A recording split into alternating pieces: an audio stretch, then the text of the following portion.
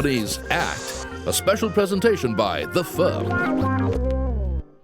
Hello and welcome to Companies Act. Last week, we gave you an overview of how life will change thanks to India's new company law. Today, we kick off our chapter-wise analysis. Up for discussion today is Chapter 2, that's the incorporation of companies, Chapter 7, the management and administration of companies, and Chapter 13, the appointment and remuneration of managerial personnel. Let me extend a warm welcome to our panel of M&M's Narayan, Shankar, Great Eastern Shipping's Jayesh Trivedi, and Khaitan's Sharad, Abhyankar. Gentlemen, to all three of you, a warm welcome to Companies Act. We'll get down to business. Chapter 2, incorporation of companies and matters incidental. The Companies Act 2013 brings to India for the first time the concept of a one-person company, or an OPC. An OPC is a private company where only one person is a member or shareholder.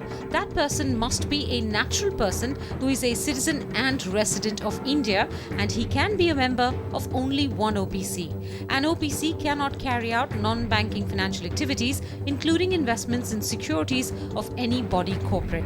If its paid-up capital or revenue exceeds certain specified limits, then it must convert to a private company.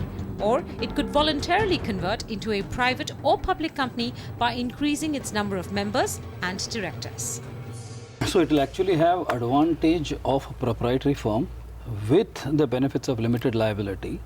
And it also brings in a different concept. Although you are having a one-person company, but you can have a board completely up to 15 directors, even in the one. So you can say that, hey, I am a one-person company, but I would like to professionally manage it. It is less statutory compliances, no need of cash flow statements, no need of board meeting if you are just a one director, no need of AGMs. So hassle-free, definitely. And best of both worlds. I am not too sure, because actually professionals would have expected that it would have been available even for corporates to form one-person companies, and being limiting to only natural Indian resident citizens, I think that's quite a dampener. No, apart from that, there is also one important benefit of this is that banks and lenders would be more comfortable to lend to a corporate, being a one-member company instead of a LLP, a partnership. Another first for the Companies Act 2013. It permits a company's articles to contain provisions of entrenchment. Entrenchment provisions can be introduced on the formation of the company or later by the approval of all members in the case of a private company and by a special resolution in a public company. So in reality, it has not yet been even attempted. Entrenchment would allow shareholders to agree to certain items, where the requirement of passing such a resolution will be enhanced over and above even the special resolution within the Act. So you need a supermajority. You need a supermajority, even onerous. far more onerous to pass such a resolution. Because of this entrenchment, there will be PEs who would be comfortable to come in to invest in a company where there is entrenchment, so that their rights are protected. Majority of the shareholder agreements, whether it is the veto power or the preemptive rights, which are part of the shareholders agreement, are enshrined in the articles. So actually you're saying that none of these provisions or any provisions of the articles can be amended without you asking me. That provision is going to be legally valid today. So in case of, say, a change of objects clause, it requires today a special resolution. If I entrench this provision and say that you need a 90% of the shareholders to vote for this to make it happen, then really it's shareholder agnostic. Or you could entrench it to say that you need this private equity investor's Specific permission consent. to be able to change it. That's right? And now on to another unique provision in this new company law. A company which has raised money from the public through a prospectus and still has any unutilized amount of that money shall change its objects for which it raised the money only after shareholder approval via a special resolution.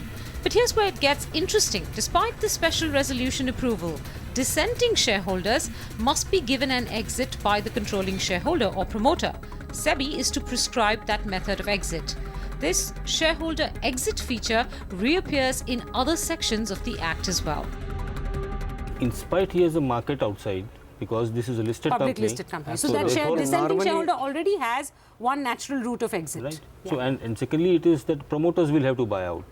Right. And what kind of situations can happen, only you can judge basically. All right. From a dissenting shareholder. So you're saying it's a negative? Yeah. It's a negative in a sense that if you find some businesses not really worthwhile pursuing after a particular period of time and you want to change it and you are getting the full support of the shareholders, you may still have some dissenting shareholders who may try to take advantage and block that and say that unless and until you give me an exit route, I'm not going to. Change of object could be legit, and therefore in fact you are able to pass through that special resolution. So having got that resolution passed, I think it's somewhat unfair to demand from promoters an additional exit opportunity. Well, but we are sure that SEBI, being wise enough to what you call, will bring out regulations which will take care of both these issues. So some sort of average of the last few months stock price or something 52, like that. 52 weeks or 26 weeks or something of that nature, which can be very clearly established. Fair So enough. it is not something in the hands of the shareholder to create an issue. Okay. But with a market price being a dynamic value, what can also happen is that because the price offered for exit to minority shareholders is perceived to be higher than even the market price, then I think it is unfair on the shareholders who approved the change. Companies Act, a special presentation by the firm. If it's about management and administration, then it must be about paperwork. In this instance, lots of paperwork. The Companies Act 2013 requires all changes in the shareholding of promoters and top 10 shareholders of a company to be filed with the registrar within 15 days of the change. The rules narrow the provision to include only 2% changes in shareholding by either value or volume. That's better, but not good enough. To a certain extent, it's alignment with the takeover and insider trading, where anyway plus or minus 2% in your is promoters or key shareholders, you were making that disclosure. The only problem I have over here is if they talk of value or volume. Volumes in number of shares is much more achievable. I'm not going to say impossible. It's going to be difficult to keep a track of the top 10 shareholders because it keeps changing every week. But to add to that, if you're going to have a threshold of value, is going to be more difficult and sometimes virtually impossible, I would say. To the takeover code and the prevention of insider trading, it is the shareholder who has to first make a declaration to the company, and the company's declaration is really a dependent. Here you are asking the company to monitor, so that's I think an unusual burden. We get a normal dump of shareholders once a week From the from exchanges, NSDL and CTSL. from the Now, depositories. the issue is that for me to take an extra dump is going to be an extra cost. Is it that substantial, sir? It's almost like 10 to 15,000 rupees per Okay, dump, fair and which is So going it's to be on a painful, daily it's basis. costly, it's laborious. Having to comply, The only good news here is that this 2% either by value or volume is in the rules, and since it's in the rules, it is open to a quick change if required, and hence you can only hope and pray that the MCA is listening to you on this. The interesting thing in this chapter, and the one that catches my attention at every place in this chapter, is the use of the word electronic. This is an E-Act. It has finally woken up to the fact that we moved to the 21st century. So it says that you can give a general meeting notice electronically via email, etc. It says that filing and records must be available electronically. Signature also electronically. Signature also electronically. What it also introduces is e-voting. The rules require all companies with 1,000 and more shareholders to provide their shareholders with an e-voting facility. E-voting must stay open for not less than 1 day and not more than 3. E-voting must conclude 3 days before a general meeting, and a vote cast electronically cannot be changed. So in effect, e-voting can be used for all resolutions, ordinary or special. It can be used for ordinary business to be transacted at a general meeting and for all resolutions that must be proposed via postal ballots. Welcome to the 21st century and welcome to more shareholder participation. But, yes, there's always a but.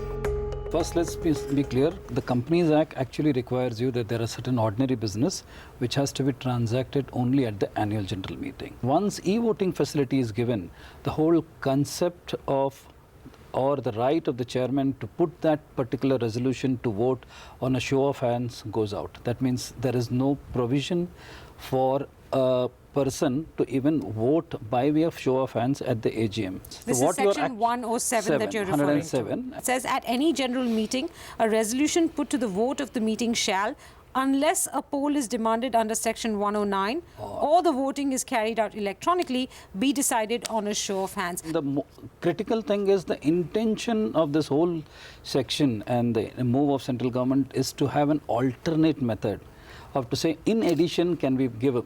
But the manner in which it is turned out is actually defeating the purpose. That is, if I don't have the threshold of a 5 lakh value of shares, I will not be able to ask for a poll. That means people, the small shareholders who come, would like to have exchange of views and also vote, are really deprived today. Is it also your interpretation, Jayesh, that if a resolution has been voted on electronically, then that resolution can no longer be put to a show of hands in a general meeting? That's the way you read the language, and you read it as well. Right. So, though corporates and as company secretaries, we would love this provision because then it's less burden at the AGM. But to the shareholders, this is going to be a very this is the irony. In offering more shareholders access to resolutions and meetings, you've opened up the e-voting route. By doing so thereby, because of the language in 107, you've disadvantaged the shareholder who decides to turn up in person at the general meeting. You are eliminating the benefit of a discussion and debate, which means all general meetings are really going to happen through electronic voting. And clearly the rules going beyond the Act, because the Act requires this to be transacted at the meeting, and you're saying I will give a cut-off date of 3 days prior to the EGM, and it will be deemed to have been passed at that AGM. Actually, rules going far beyond that. And assuming even the chairman were to accept a situation that a poll is demanded at a general meeting, because obviously you can't do it by show of hands. So a shareholder says that, okay, I'm demanding a poll. I'm discussing an item. I'm demanding a poll. There is no rule which says how the voting ultimately needs to be aggregation. Because that aggregation, the chairman will have, what the chairman will only have is a report from the scrutinizer to say that this is the voting pattern that I have observed in the electronic voting. It does not make it a mandatory for the chairman to announce that as a result. Chairman should actually wait, allow the meeting to happen, allow the debate to happen, maybe put to vote either because of a demand or by chairman's own discretion, and then you need to really aggregate those votes to arrive at the mood of the meeting. Okay, so the first problem you all have raised is that if a resolution is put to e-vote, it cannot be passed in a general meeting via a show of hands. The exception to that is if either the chairman or a member calls for a poll and says, okay, let's pass this via a poll. But the problem with that, as you've expressed, is that nowhere in the Act or in the rules is there a provision made for how do you calculate the ultimate outcome when you have both voting through an e-voting as well as voting through a poll that has been demanded either by a member or by the chairman. The logical understanding of this would be that you would, combine both results, the results of the poll and the results of the e-voting to determine whether the resolution has passed or not. Fair enough? There is one concern you all have not raised about e-voting, and that is that the outcome of the e-vote would determine the outcome of the resolution, because there would be no show of hands, and it may very well be that no member calls for a poll, and the chairman may decide not to call for a poll because the chairman will already have the results of the e-vote in front of him. In this case, if the response via the e-vote is a very small or minor response, then that minor or small set of shareholders will in fact determine the outcome of the resolution. Actually, what you're saying, what we started off this topic is exactly right. People, small shareholders who will get one opportunity at the year end are deprived. So how do you fix this? If you were to fix it by saying that e-voting and a show of hands is permitted? In a show of hands, it's a one member, one vote. Whereas in case of electronic or postal ballot, it's one share, one vote. If there was any voting at the meeting, it will have to be conducted only by means of a poll to arrive at a logical conclusion, because you can't have one process by show of hands and simultaneously a poll. So that means show of hands is out of the window. It is out of the window. It's gone with the 1956 Act. Even if they correct the language of 107, that means show of hands is gone. Now all resolutions will have to be passed by way of a poll which will include the outcome of the e-voting. Just Right? imagine the the time rules taken. change, because the Act does not require the central government to prescribe e-voting at the AGM. E-voting is an additional. If that is removed, then show of hands. But then that again, would that's mean counter-defeat. that's depriving shareholders who of don't- the who original can't come to intent, the saying we AGM. want to reach out to as many shareholders as well. Just imagine a situation that normally at AGMs poll is not taken. Normally. It's a show of hands. Poll as an exception. Yeah. With this Indeed. situation, every AGM will have to go through a process of poll. Now, the time that consumes in a poll, the independent directors who, it is very difficult for us to get independent directors at the AGM because the kind of time that goes as far as they are concerned, and they have got several companies to attend to. Now, how will we get that kind of participation, and what is the kind of time that will go into conducting an AGM? Okay, I'll move on to the other point in this chapter, and that is the change in various thresholds. Some thresholds remain unchanged. For instance, only a shareholder with not less than 10% of the paid-up share capital carrying right of voting can call an EGM. The 1956 Act imposed the same threshold.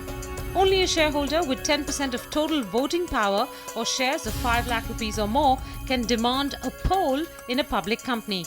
That's a minor change versus the 1956 Act.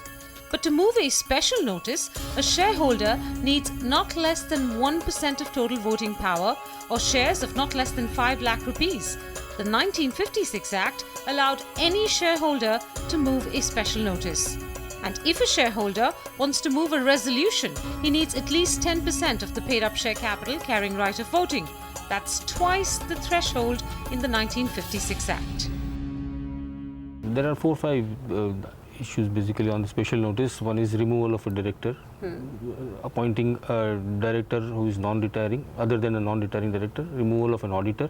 And in the case of resolution, what business would you need? There could be anything under the sun. Shareholders anyway have a limited visibility on the actual operations.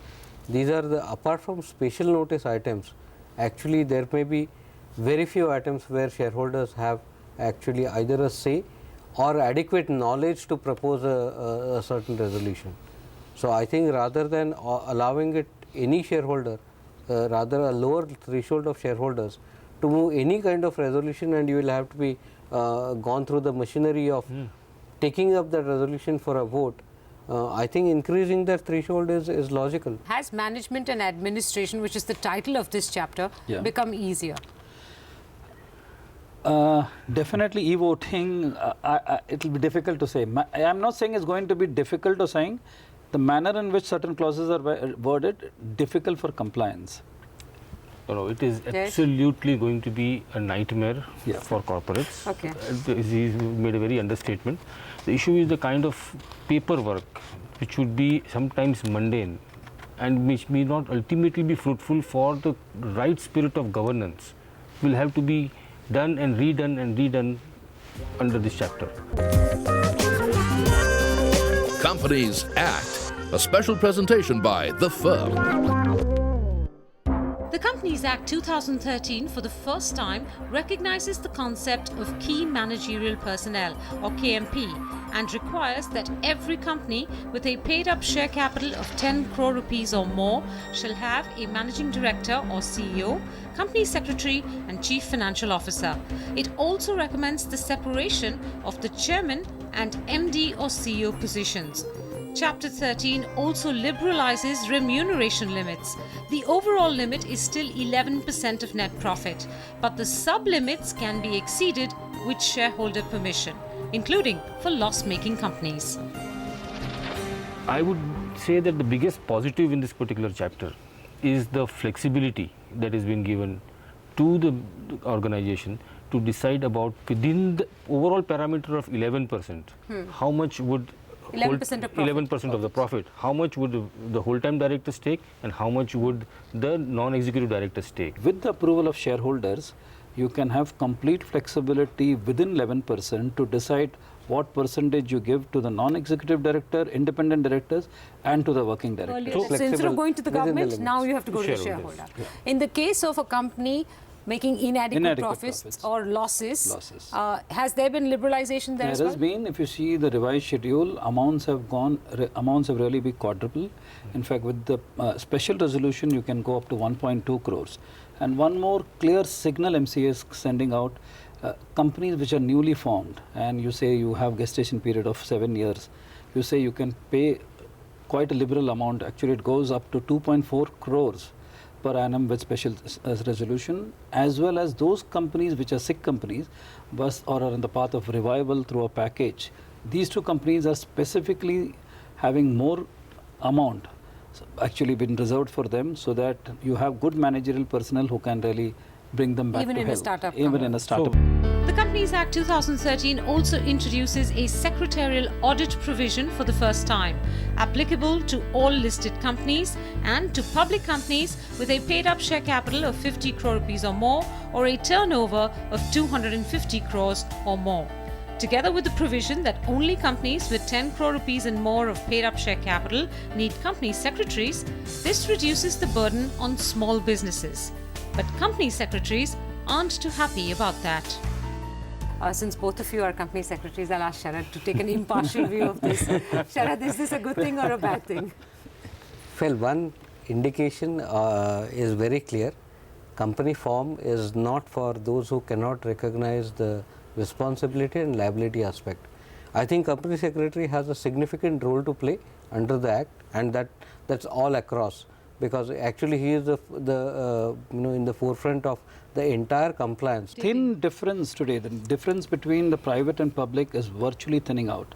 Almost all provisions which are applicable to a public company is now made applicable to private, whether it is preferential allotment, private placement, you name it. The erstwhile 372A, 295, which is now 185, 186. With all this compliance levels and treating private and public as same, not having a secretarial audit for private companies is also not perhaps sending a right signal. All right, gentlemen, on that note, I'm going to wrap it up here. We're entirely out of time. Thank you to all three of you for joining us and taking us through chapters 2, 7 and 13. Next week on Companies Act, it's all about fundraising, chapters 3, 4 and 5. Companies Act, a special presentation by The Firm.